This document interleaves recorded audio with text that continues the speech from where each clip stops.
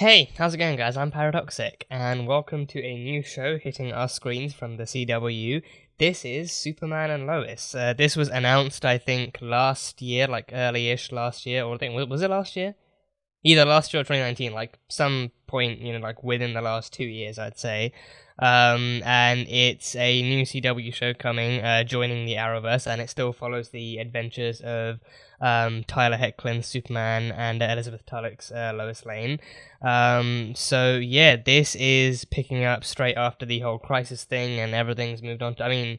I believe this is still a part of like the Earth Prime that was born in the wake of the Crisis. I believe this is still a part of that same shared universe. I think I don't know if they're actually doing like building up another multiverse just with this Superman and Lois or what's happening. But regardless, it's a Superman and Lois show. And yeah, I think this story follows them returning to Smallville. They've actually had their kids, and even in the Crisis, Lois actually mentioned their two boys like doing stuff, and Lois needing Clark's help to deal with that. So they have two boys, and I think in the trailer that was in the trailer that was released, the trailer looked amazing. The trailer looked really cool.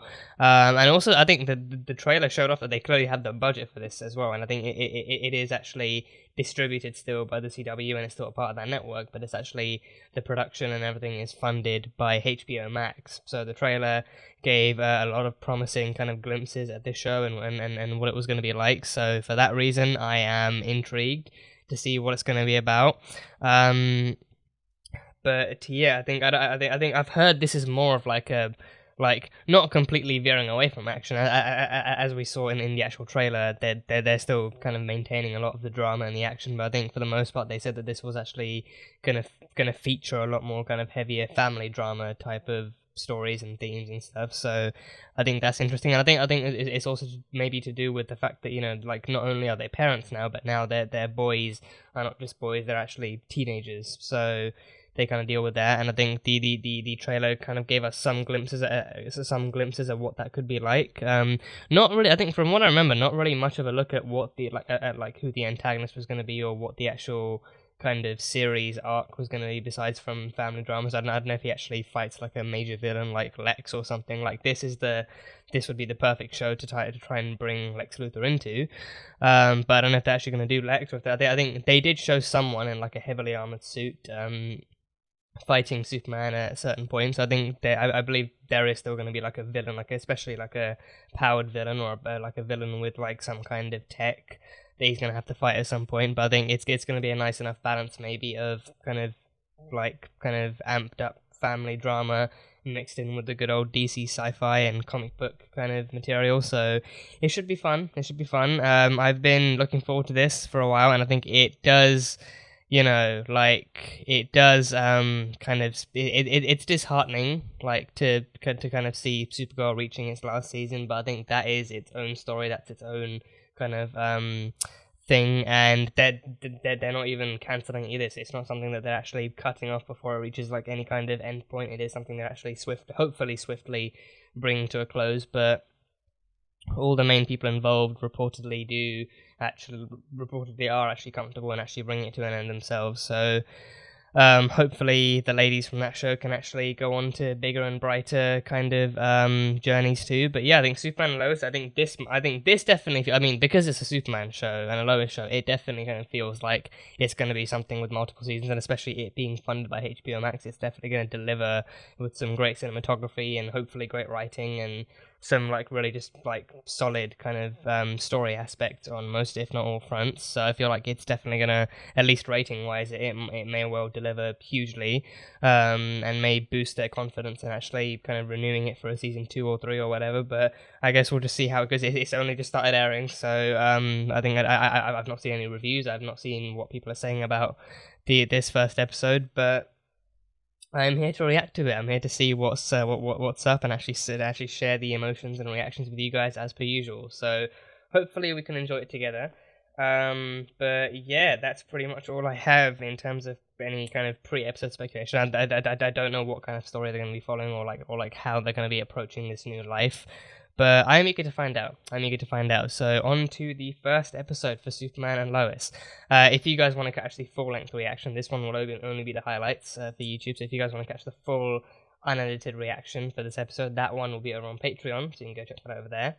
But yeah, episode 1, the pilot episode of Superman and Lois. Let's go. And I thought I'd live there forever. Oh no. Jonathan.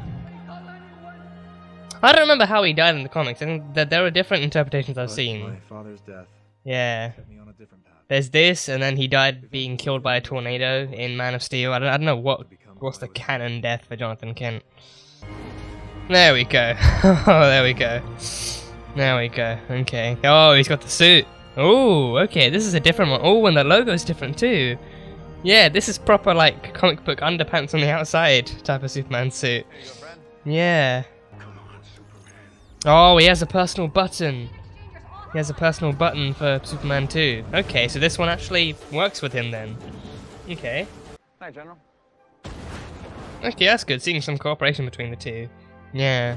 Because Supergirl and General Lane didn't really get along too well, so... Yeah, this is an improvement. Oh, is he playing Mortal Kombat? No, he's playing Injustice! That has to be Injustice, right? That has to be Injustice. Make a pretty good Superman. Superman's boring. I'm Raiden. Oh, he's a Raiden. No. Does Injustice have Raiden? Or is this maybe the Superman add-on for the Mortal Kombat game? If you need anything, if you wanna talk, I'm here. Oh, he's too busy electrocuting the crap out of Superman. Doing that in front of your dad takes some guts. Need to lie down, that's all. Oh, don't tell me something happens to Martha. Love you. Don't tell me something happens to Martha. I knew when Morgan Edge brought the planet there because of this. Morgan Edge. Isn't that the guy from Supergirl 2, played by Adrian Pazda? You got a minute? Yeah, he had like a whole grudge thing against Lena, and there was like a back and forth. Dr. Fry. Dr. Fry. Oh no. The Doctor. Oh no, what's happened? What the fuck has happened? That was a super quick change. What's happened? What's happened to Martha? Is she okay? Is Martha okay? The stroke. Oh, a stroke. It. Oh no. Oh, Martha's gone now too.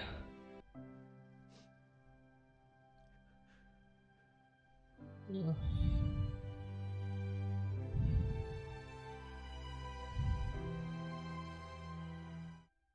God damn it. You know, I could handle Jonathan dying in the flashbacks, but now they actually give us Martha dying in real time. That's too much. It's great to see you, Lana. Oh, this is Lana. Okay, yeah. I remember her from Smallville. Well, your daddy and I went to high school with Mr. Kent. You dated him. Oh, damn. Mad when he saw you on his Facebook page. Okay, sweet. Why don't you go Oh, that little girl's just calling it out right there and then. Oh, how are you holding up? Makes sense the youngest would do that. The youngest ones are always the one to be like, oh, hey, you dated him. You banged him. Yeah, the youngest are always most attentive to the smallest and most embarrassing details. Found the router? Oh, and it's all the way up there. That ladder is a death trap, and it's wooden. That ladder is a definitive death trap. Oh, A death trap with a capital D. Oh. Oh. Mm.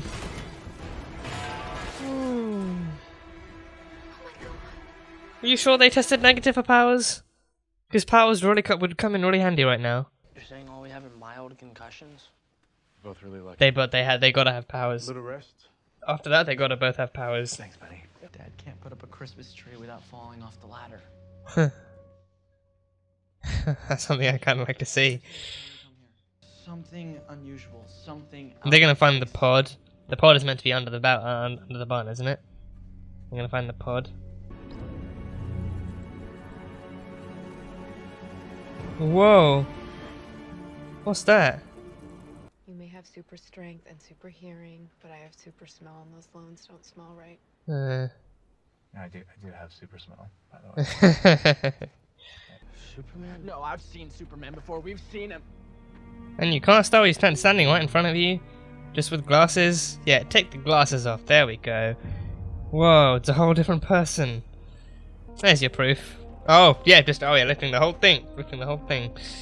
Yeah. Okay, don't do this out, I mean, yeah, it's not exactly out in public. It's still a farm.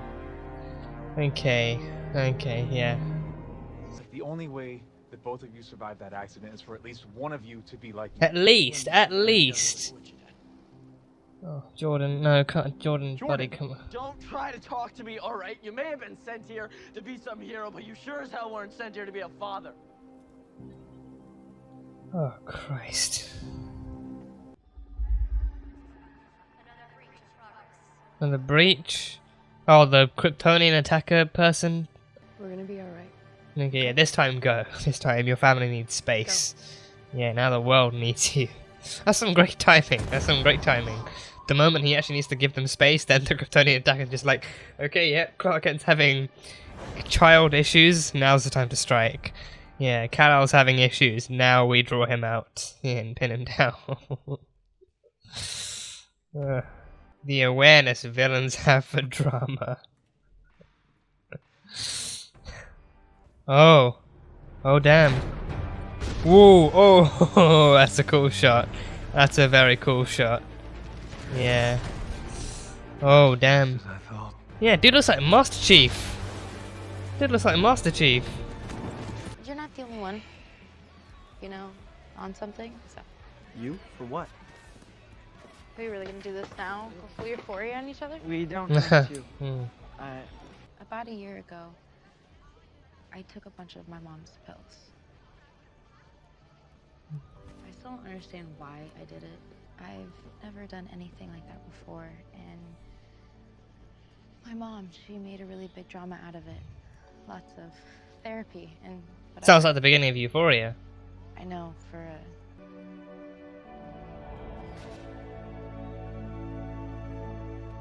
What are you doing? Whoa, okay. Oh! It's my girlfriend! Sean, what the hell is your What are problem? you doing with this? It doesn't even matter. Relax, relax. Back off! Oh, and now Jonathan's in. Oh, really? So the dad's fighting a Kryptonian, and the kids are fighting humans. Oh, oh, property damage. Yeah, it's a superhero show. It's gonna be property damage. Yeah.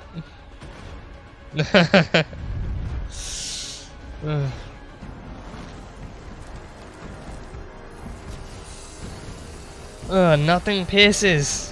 Nothing pierces. No breath, no vision. Desperate for the love of people that will never accept you. Oh, he has heat vision. Oh. Jordan's got heat vision. Oh, damn. Oh, Christ. Okay. That would have been a great place to end it, but I can tell that's not how this is gonna go. But we're gonna help you get through this, okay? Yeah, it's probably like learning to drive a car, you know, if cars were indestructible and had giant death lasers as headlights. Not helping. Really not helping. Especially not when you add death to the lasers. Yeah. Yeah. I haven't always been there for you, but I promise you, from now on, I will be.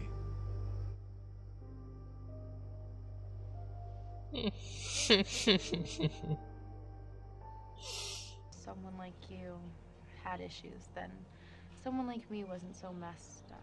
I think maybe it means we're both just a little messed up. They just wanted to connect. maybe That's you're right. pretty much harmless.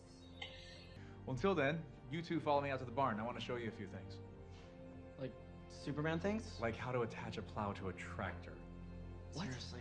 Those fields aren't gonna plow themselves. Okay, yeah. Well, they are reopening the farm, so they actually got to do some farm work. Yeah. Thousands and thousands of I like this. Yeah. The super family returns to Kansas. So I don't know if I don't think he's actually Kryptonian. He mentioned that his planet was not Krypton, but it was destroyed like Krypton.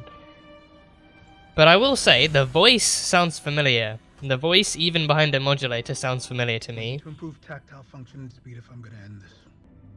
Captain Luthor. Captain Luthor, is this Lex?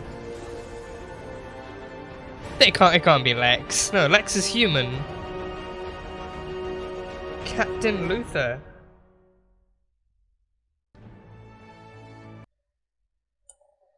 Damn. Okie dokie.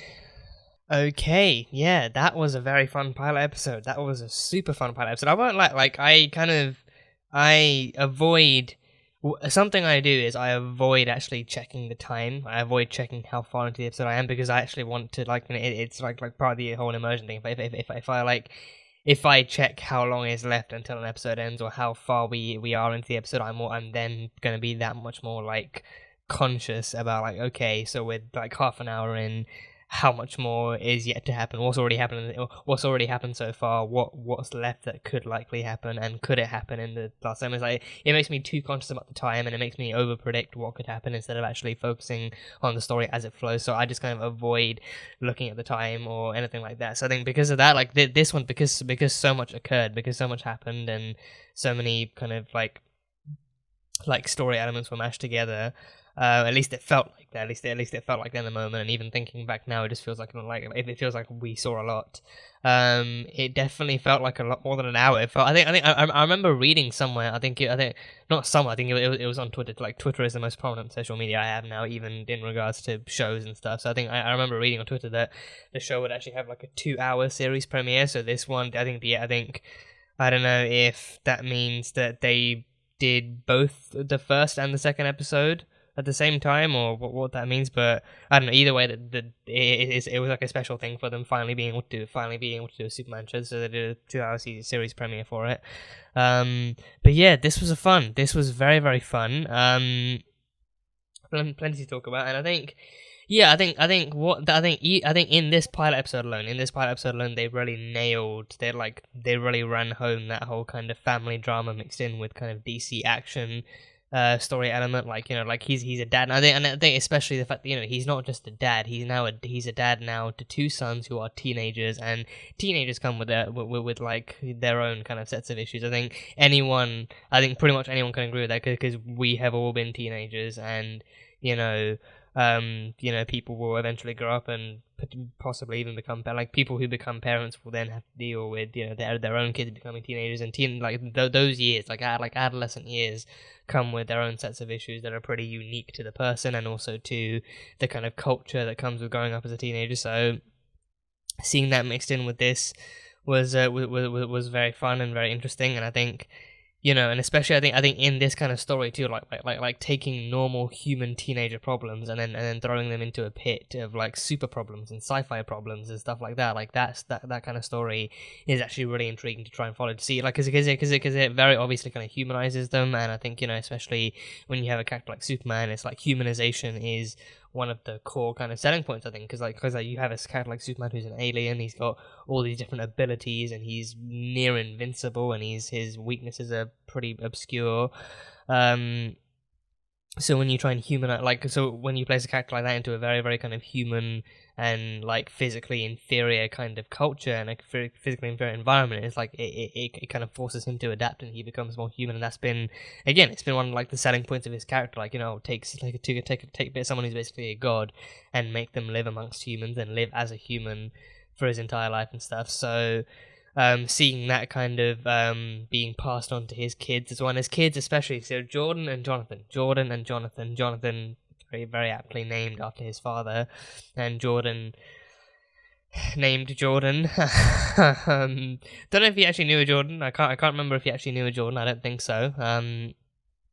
But Jordan and Jonathan are the 2 kids, and I think, yeah, I mean, I would be lying if I said that the whole kind of athlete kid and the quiet kid thing, I mean, that's a very simplistic way of putting it, but I'd be lying if I said that dynamic didn't like surprise me, because it doesn't. Like, that dynamic has been so, I mean, I don't know if it's been overused, but I've seen it a lot, and I think for the most part, like, most of the times I've seen it, I don't really have too many complaints. I think it seems fairly, like, realistic enough. Like you have Jonathan, who's the kid who's like, he's athletic, he's excelling, he seems a lot more social, a lot more popular, like the popular kid. Like, kids who excel in sports and get along with people like that are generally tend to be more popular, and then they have a lot more going on in their lives. And then the kids like Jordan, who they even mentioned this one, he was diagnosed with social anxiety disorder, which is no joke. It's not a joke. And to see them addressing that condition too is very, very it is very, very nice to see them actually, treating to actually see them accurately kind of labeling something and actually addressing it in a very real manner, and actually addressing that, you know, he's not just a shy kid, he's not just quiet, he actually has, like, you know, I think they said that dealing with Jordan was very much kind of different. He kind of started having night terrors, and he had other kinds of issues, and then eventually when they actually saw someone, Jordan was then diagnosed. So then he grows up like, you know, thinking that, you know, he's already too different from people. He doesn't really get along with people the same way that Jonathan does. And also, like, that kind of a kid too, growing up, like, you know, like growing up with like some kind of anxiety disorder, even like a social anxiety kind of thing, next to the kid who, like, next to a sibling who's just like the most, like, one of the most social people out there, and like they kind of excel. They have, like, he has a girlfriend in Metropolis, and he has, like, he's joining the sports teams, and he's getting along well with the other kids and the coach, and like growing up like that, it can also kind of make you feel very alien, because then that kind of thing often gives you the mentality of, like, you know, you start to think that people, or maybe even like your parents specifically, would be prouder if you were more outgoing, or like maybe, you know, if you like were more open with them. And I think that as well, that especially, that kind of felt very real to me, like, you know, like Clark being kind of aware of the fact that, you know, Jordan, you know, he was a lot more distant because of what he was like, and especially in the beginning of this episode, Clark actually missed a therapy session with him, so he felt kind of he was kind of distant because of that. And I think the burn, I think what surprised me was the Injustice reference. I mean, it looked like Injustice, but then Raiden was there, so I was like, is it Mortal Kombat? Is it Mortal Kombat? But I mean, I don't know if Injustice had it. I know Mortal Kombat has actually had different DLC packs where they actually cross over other players. They've done, like, the Ninja Turtles most recently, I think, and I think they maybe did superhero characters. They did Freddy as well. No, wait, was it Freddy? No, Jason, not Freddy, Jason from Friday the 13th. And they've done, like, a bunch of different other, like, characters throughout pop culture that have come in and fought the Mortal Kombat characters. So I think, so I was wondering, like, is that Injustice? I mean, have they crossed Mortal Kombat X into the Injustice universe? Like, have they done that? Because the Superman was there, and I think that surprised me. Like, there's like a Superman like Superman's in a video game, or there's like a Superman video game. But then thinking more about it, it's like, you know, we've had it before. We've had shows and stuff in the past, kind of like, they have merchandise in this universe. They have, like, you know, like even in the CW shows, like in the early seasons, they've actually had like a Flash action figure and a Green Arrow action figure. So they've actually made merch. So I think video games can kind of count as merch. They can definitely count as merchandise. More interactive, definitely. So that makes sense. But I think Injustice as a whole, kind of being a video game series, maybe makes sense. But then I think maybe it might more likely be Mortal Kombat, because I think if it's Injustice, then that would actually, you know, then they could have signified that easier by actually showing, you know, like, you know, him using Batman to kick Superman's ass or something, you know, like that whole thing as well, that whole shtick, like him being like, oh, Superman's overpowered, he's boring, I'm playing as Raiden, like him using Raiden to kick his own dad's ass is the harshest burn, is one of the harshest burns I could think of for that aspect of the story, because I think, like, you know, if it was Injustice, then he'd be using Batman to defeat him, and he's like, be like, I remember when Bruce and I fought, it didn't go anything like this, or even using Wonder Woman, that would be awesome. But no, I think he might as well have been playing Mortal Kombat with Raiden being there. That might have been the more likely thing. But either way, like, whether it's in real life, he's distant from his father. So then in video games, like when he escapes into his video games, he uses other characters to beat the computer generated ass of the character based off of his actual dad, even without knowing, even without knowing his dad is Superman, even without knowing that his dad is Superman. So yeah, that was a thing. That was a thing. But yeah, no. So he was very distant. He was very distant from Clark, and I think also growing up like that kind of anxiety too. Like it just kind of, it makes it kind of harder to connect to people, harder to open up, harder to be vulnerable, harder to be kind of emotionally open, and you know, it just it makes that kind of connection hard. So I think Clark, I think I appreciate one of the things I appreciate, I'd say, is that they actually made Clark aware of it, or like aware of the fact that he was that Jordan was being distant, but he also didn't really pretend to have any answers. He didn't pretend to know what was going on, because some people can do that. They can actually pretend that they know what's really going on, and they just pretend that it's not really a problem. But with Clark, he knew, because they actually knew that, you know, that Jordan had some kind of issue, so they went to see an expert, and then they actually trusted that answer. And I think, like, whilst being aware of his problems, they didn't really try and make him feel like any more of a freak, for lack of a better term. Like they didn't like Clark even said, like, you know, like if Jordan does have powers, then he doesn't need to know about it just yet, because he doesn't need to feel more like an alien or like a social outcast now more than he already is. So they were very attentive to his actual environmental needs in that sense, so that was kind of cool. So that was pretty cool to see. But yeah, and I think that whole powers thing too. So yeah, so Jonathan was tested. They tested him, presumably as a baby, because I can't imagine he'd go there as a kid and not have questions about what the fuck's going on. But they tested him at the fortress as a baby, and he tested negative. They didn't say anything about testing Jordan. I don't think they mentioned testing Jordan, but I think they had their suspicions for Jonathan, because Jonathan, again, he was excelling at sports, so they figured that, you know, his kind of strength and his speed must be kicking in, so that's why he's actually joining the teams and, you know, getting all these positions. Like the quarterback position is a pretty kind of, you know, hulky position, to my knowledge anyway.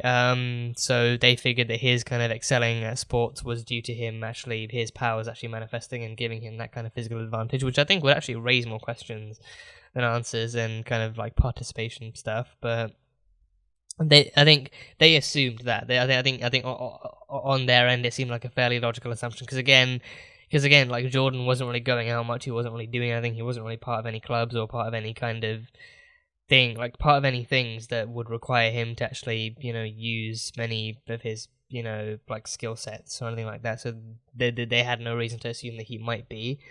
So yeah, but then Jordan actually does turn out to be the one having the powers, and he turned over at the last minute, on like as those pipe things were falling, and he protected his brother. So he's the one with the powers.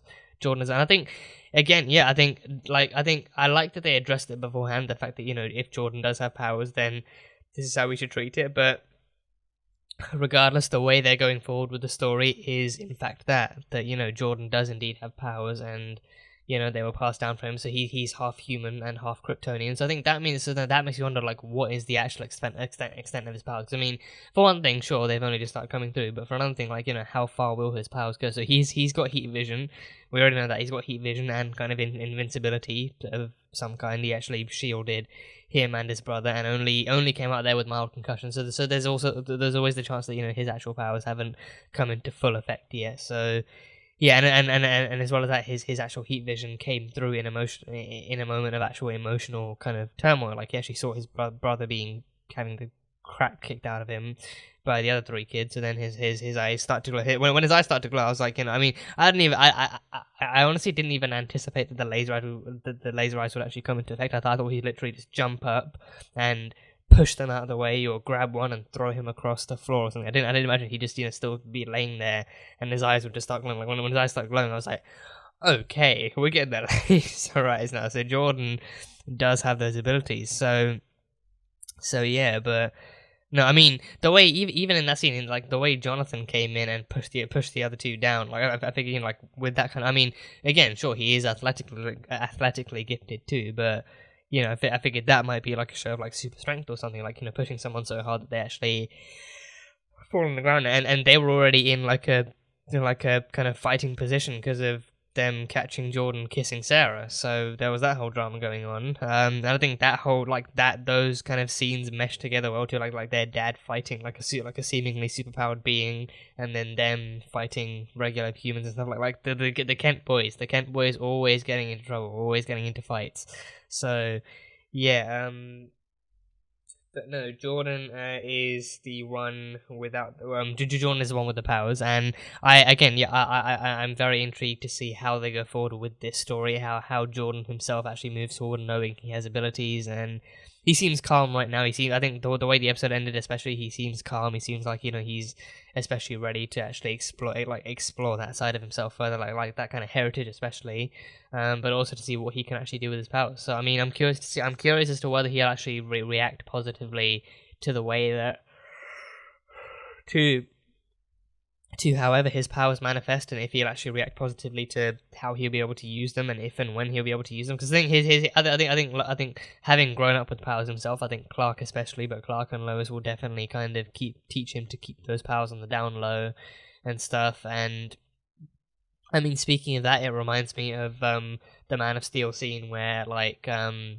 Clark could use his powers to save Jonathan from the tornado, but then Jonathan's like, no, don't do it. And even Clark's voiceover at the end actually says, he had to let his dad die because his dad didn't believe that the world was ready for someone like Clark, for someone like Kal-El. So I wonder. I mean, I don't think they're gonna lose Clark in this. I don't think it's gonna be that kind of full circle of his kids losing their thing. And I think we actually had Jonathan in the Crisis. Like baby Jonathan was in the Crisis. Baby Jonathan was actually born during Crisis, so he was there, but Jordan wasn't. But then post Crisis, we actually had both boys, and there was no reference to this either. There was no reference to the Arrowverse stuff, no reference at all. So that makes me wonder, like, is this still set within the Arrowverse? And we have like another Luthor. I mean, I'll get to that in a minute, but we have like another Luthor, like I think it's a black guy playing Captain Luthor. I don't know if it's Lex Luthor, if they've recasted him or what's happening, but I think the lack of referencing at all to Kara or National City or to the Justice League that they formed at the end of Crisis, like, this all makes me question, is this like, are they doing what the DCEU is doing, just creating like a separate universe for like 3 different versions of the same character? I don't know, but that kind of irked me. Like I think looking back to it now, it's like, okay, no mention of Supergirl, no mention of Kara. I figured, he might even try and mention like, oh, your Aunt Kara, she's Supergirl in National City, and like them saying that Martha was like a superwoman and stuff, and no mention whatsoever. So I'm wondering, like, have they literally taken the faces they introduced in the Arrowverse and then put them into like a HBO Max funded alternate universe? I don't know, because I don't want that to be the case. I do not want that to be the case. But come on now, come on now. Just give us unity. Maintain the unity and the coexistence and stuff. Keep Earth Prime up. You created Earth Prime for a reason. Don't drop it now. But yeah, I don't know. I do not know.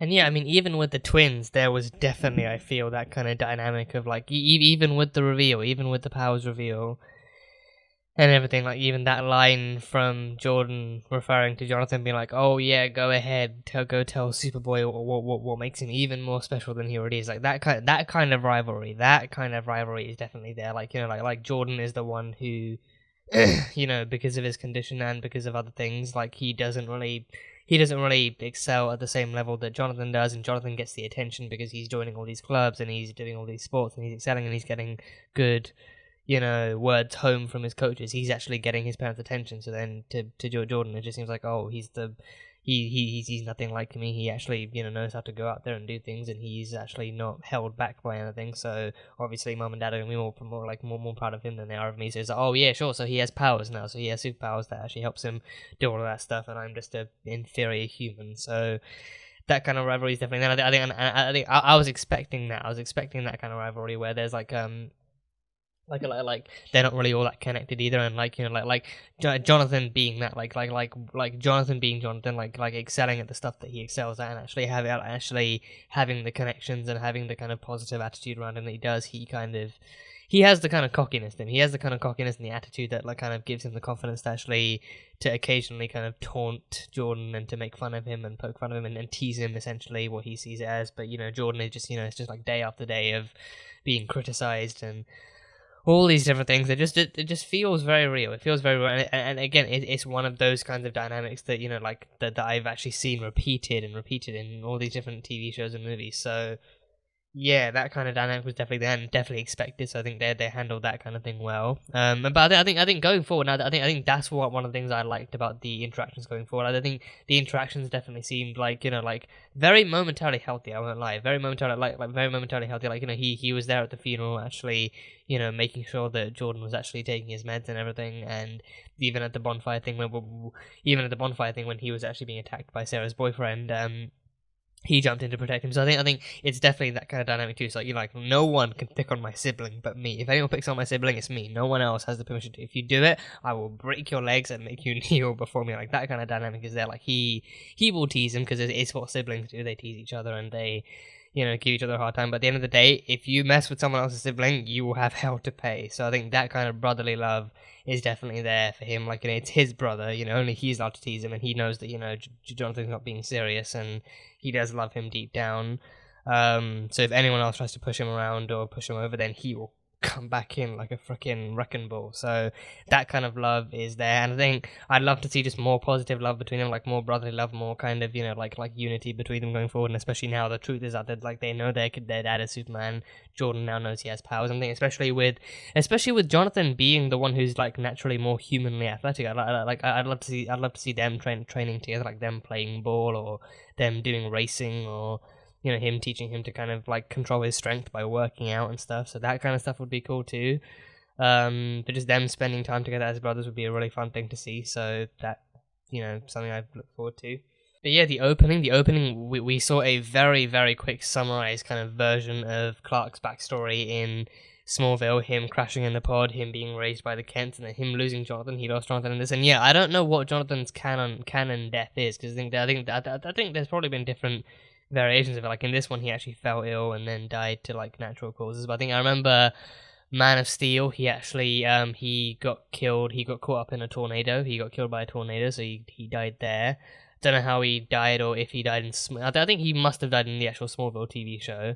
Given how long that show went on for, he must have included his death at some point. So I don't know how he died there. But yeah, I think the only surefire deaths I kind of know, or like at least the only surefire like parental deaths I know are Bruce Wayne's parents, dead in alley. Uncle Ben. If someone out there doesn't know about how Uncle Ben died, I just, you know, they must be living under a rock. They must be living under some kind of a rock. And same goes for Bruce Wayne's parents too. I mean, we've had infinitely more. I'm pretty sure we've had more, you know, Batman than we have had Spider-Man. So like almost everyone should know, you know, how Bruce Wayne's parents died. But no, in this one in this one we lost both of them. I didn't think we'd lose both of them. I mean, Jonathan's one kind of made sense because, you know, like I think even in the modern day, his dad isn't really meant to be alive. Like his dad dying is meant to be similar to like Uncle Ben dying. His dad dying is meant to pass his philosophies down to Clark, and Clark is meant to be pushed forward and continue to be the man of tomorrow and like a good man and everything like that. But, you know, Martha dying, I did not see that one coming. That one caught me off guard.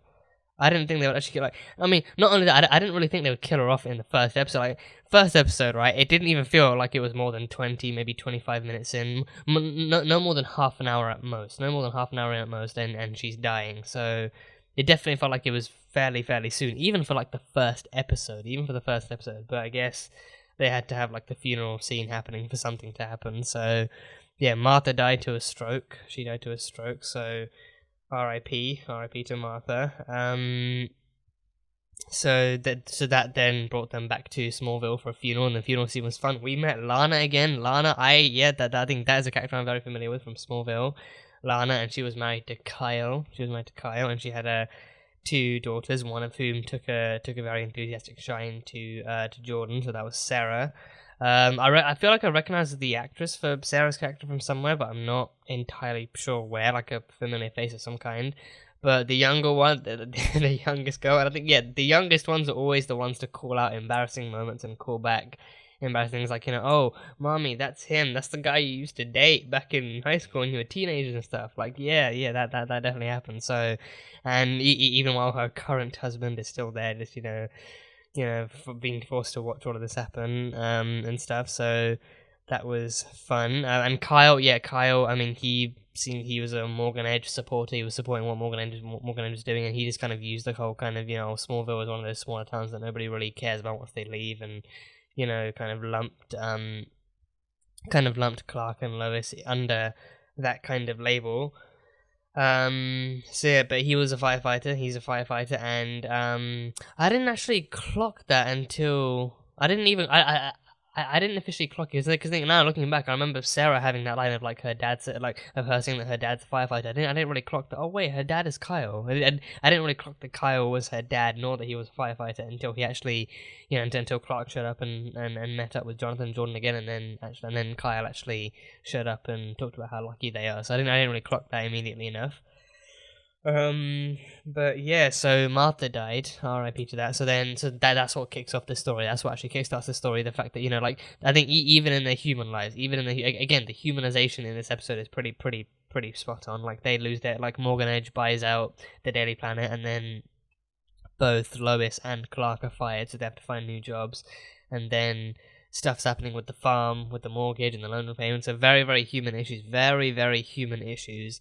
Are coming into play. And so I feel like this would be like for Clark as a Kryptonian. I mean, he didn't really grow up on Krypton, so I don't know if he would actually be able to kind of relate to it. But I'm wondering if this would be like first world problems or second world problems. I mean, human issues are like that depends on if you're living in like a developing country or something. But still, I mean, for Clark, I can't help but imagine what kind of problem he would see this as, besides from a human one and besides from a life one.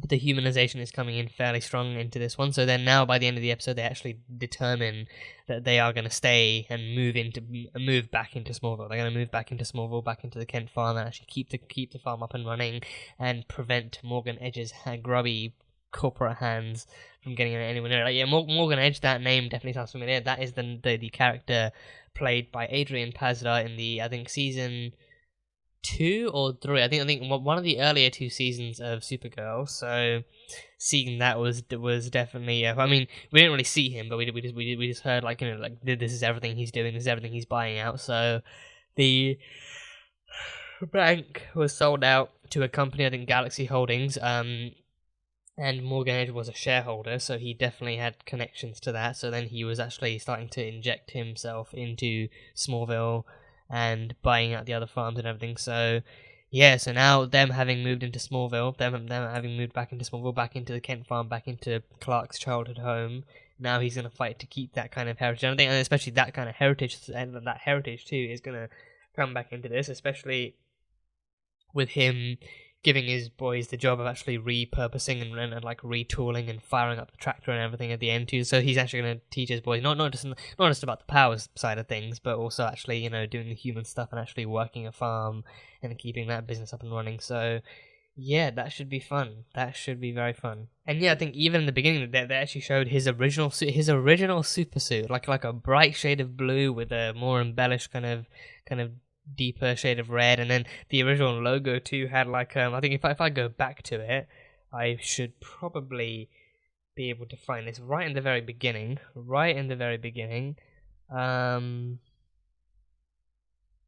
Yeah, it's like around here. He saves a kid from being hit by a falling car. Yeah, it's like a bright kind of blue, a bright red. Yeah. And yes, it's like it's that proper kind of underpants on the outside kind of look that the old Superman comics had. So it's a very early years version, and he even said that his mother made it for him. So Martha actually made him this suit, and well, I mean, maybe presumably, I don't know if Martha ever made him a suit, because I think he has like suits in the Fortress, so he must have picked it up from there. So maybe his mother from Krypton maybe actually stored some old House of L suits, but. Yeah, and then he actually has the older, classic-looking, I mean, I assume very classic kind of logo with the black background, the yellow outline, and the deep red kind of the fat, thick S, and everything. So, and the classic bulge and the abs and the biceps, just everything screams classic origin Superman. And then in the present day, he actually has his more kind of Man of Steel-ish kind of looking suit with the actual embellishment and the glossier look and the newer updated logo and everything. So yes, I think it was good to see this in the flashback. It was actually very fun to see this in the flashback, so that was fun. But yeah, original super suit and the new super suit, very fun. And I think what surprised me seeing was General Lane and Superman with some cooperation, because I think, again, yeah, my only previous viewing experience of General Lane's character was in Supergirl, and he did not get along with Supergirl. He did not get along very well with her at all. And I think the way they showed that one, especially because it was a Supergirl show, they kind of referenced him having similar attitudes towards Superman and towards like a powered individual like that, having like non-supervised kind of powered activity and trying to get involved with kind of law enforcement and stuff like that. So I think they might have referenced that he had that same attitude towards Superman, but because this was a Supergirl show, he was just kind of inheriting that attitude over here too. So with this one, it was refreshing, to say the least, to see to see that not only does he actually he trusts Superman, he actually has a Superman button. He has it like similar to the device that Lois used later in the episode. He actually has a device that he opens up and he presses a button to call Superman over to help him out. He knows that he's Kal-El, presumably, as well as his alien identity. He knows that he's Clark and that he's married to Lois. So he knows all of this stuff. He seems to actually have some kind of working partnership with Superman and with Clark and everything like that. So that is refreshing to see. So yeah, I mean, seeing General Lane here kind of made me wonder, like, oh, we're gonna see Lucy, because I think the way they're going with this, I just feel like this is an entirely different universe they've created, maybe, and either that, I mean, because I feel like people would definitely watch, like Superman is a big enough name that people would watch regardless, and I think I think they wouldn't really need to. I don't think they would need to try too hard to find their footing as a Superman show. Like they could do it just like this. I think if they threw in references in this episode, I don't think it really would have made all that much difference. I think the only thing it would actually have is like a positive outcome of showing that it's still connected to the main Arrowverse and actually still connected to Earth Prime and that kind of universe. But yeah, I think because again, like it's like it definitely works as its own standalone pilot. It definitely works as a great way to actually introduce itself as its own show into the universe. But then the lack of actual referencing and the lack of connectivity, at least visibly or verbally, to the main Arrowverse, it just makes it feel like they've created like another universe where Superman and Lois have the same faces as their Arrowverse counterparts, but they have just different stories and different characters overall. So. Yeah, and even in the backstory, there was the it was entirely hyper focused on Superman, which I think in Superman's backstory, so it makes sense that they would do that. But I think even with the proposal thing, it's like they showed him proposing in somewhere that looked like the Fortress, maybe because the HBO funding they actually made it look like a better version of the Fortress. But there was no referencing to him having met Kara or having worked with Kara, like especially as his cousin, as Supergirl. There was no referencing to that, so. That just didn't make sense to me at all. Like looking back, it just made no sense to me. Like, okay, well, he has other Kryptonian family on this planet, and he would surely want to pay recognition to them. So, where the fuck is Kara? But I don't know. But again, like that kind of stuff doesn't make me feel too good. But I think it's again as a standalone thing, as an episode to kind of find its feet. Again, it doesn't need to try too hard. It can still kind of reference the Arrowverse while doing that, but.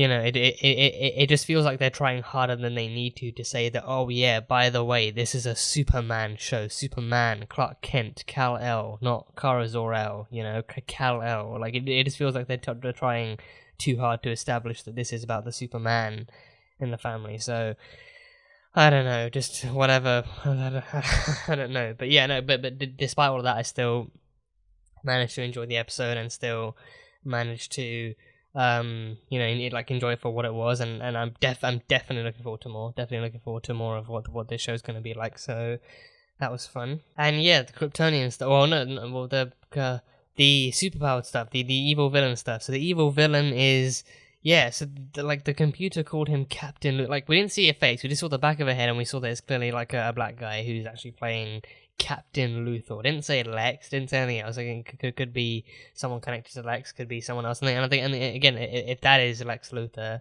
then it's all the more sign that this is not set within the Arrowverse. This is just, distributed through the CW, produced by HBO Max and everything, but it's a completely different story, completely different universe, for whatever reason. But it is a Luthor. That makes a lot of sense. It's a Luthor, like Lex kind of made it his mission to know everything about Superman, to kind of know his enemy, so he would know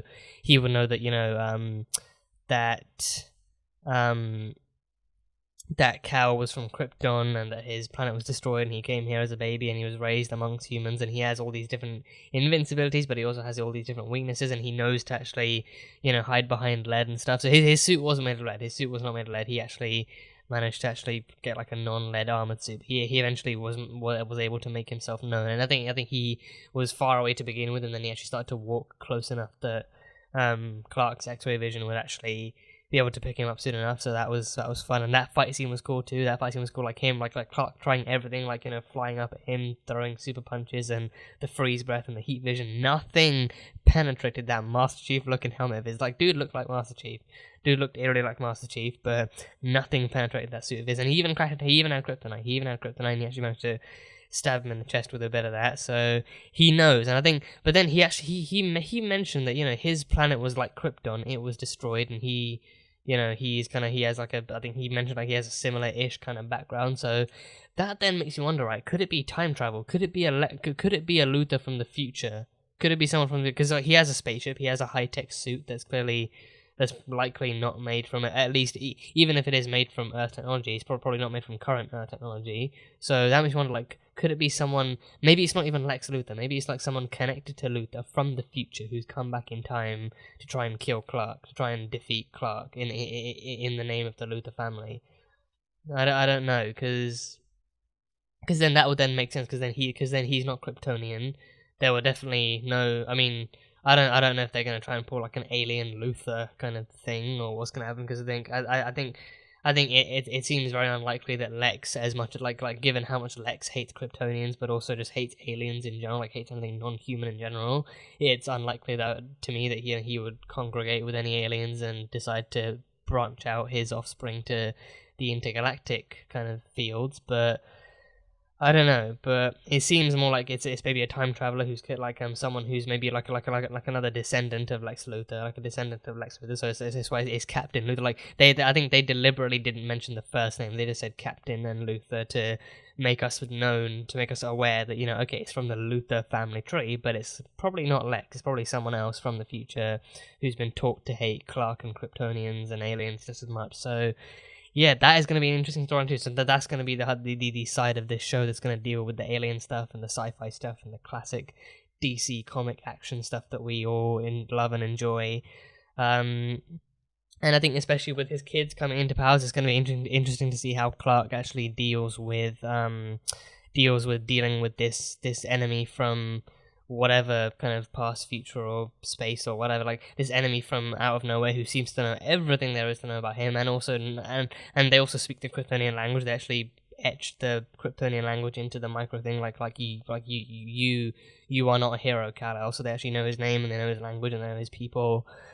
So they have to be from the future. It has to be someone from the future, maybe. Yeah, that I think that's where I'm putting my money on. It's a descendant of Lex Luthor's from the future who has studied and researched Kal-El and Kryptonians to the T and knows exactly how to actually face someone. I mean, like in that sense, I'm getting Arkham Knight vibes, like the Arkham Knight versus Batman. Like Jason Todd became the Arkham Knight as his cover, and he that was someone who like Jason was someone who actually trained under Batman for like so long, and he knew all of Batman's weaknesses and his strengths and his armor weaknesses too. So so Arkham Knight, because of that, the Arkham Knight actually knew how to fight Batman because he had been trained by him. So with this one, I mean, I feel like it's because this person is a descendant of Lex Luthor, that they've kind of studied their kind of ancestors' knowledge and philosophies and stuff, and that's why they know how to actually be able to fight a Kryptonian like Superman. So it'll definitely be interesting to see how they actually move forward. So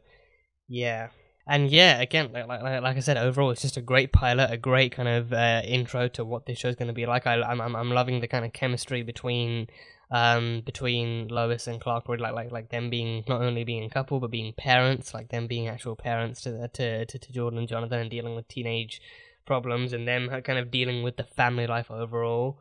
And stuff, and I think I liked that before she passed away, like Clark and Martha were able to have that conversation too about how like him kind of struggling to feel like he's able to deal with all these problems and deal with parenting too. And I think that is also something that we as an audience can be aware of, and kind of have to be aware of the fact that Clark was dealt with as a single child. Like he didn't really have any. I mean, he had a cousin that was meant to come by. That would have been a great thing to reference, that, oh, your cousin landed elsewhere and you rescued her and stuff like that. But, or even going to Kara and being like, well, you grew up with you grew up with Alex and you were teenagers and you had rivalry. So how do I deal with this one? Like one of my kids literally has powers just like, you did, but he's half human, half within, like that kind of stuff. Again, come on, just, connectivity would be a really helpful thing here, but I don't know, but either way, it's going to be fun to see going forward, like how this stuff actually, affects Clark and Lois, and how it affects the kids, and how it affects their lives going back to Smallville. I think especially coming back to Smallville too, that would be a good way to kind of throw up a passive-aggressive middle finger to Kyle, like, oh, you didn't think we cared about this town? Well, we're moving back in here. mother trucker, we are moving back in here permanently. We're going to save this farm. We're going to tell Morgan Edge to piss off, and we're going to single-handedly, or, you know, family-handedly save Smallville and save the Kent farm. So it's going to be fun. It's going to be fun. So I'm very much looking forward to the next episode and the episodes coming in. But yeah, that is it. That is pretty much all I have from this one. So as always, let me know what you guys thought, what you guys enjoyed from this, and what you guys are looking forward to in the future of Superman and Lois. But yeah, that is it. So that was Season 1, Episode 1 of DC's Superman and Lois. So thank you guys, as always, so much for being here and for watching this video. If you guys enjoyed it, then salt and burn that like button. Comment on what you thought of the episode and what you think is coming up next time on Superman and Lois. Once again, the full-length reaction will be available on Patreon, so you can go check that over there. And yeah, that is it. So, I will see you guys next time.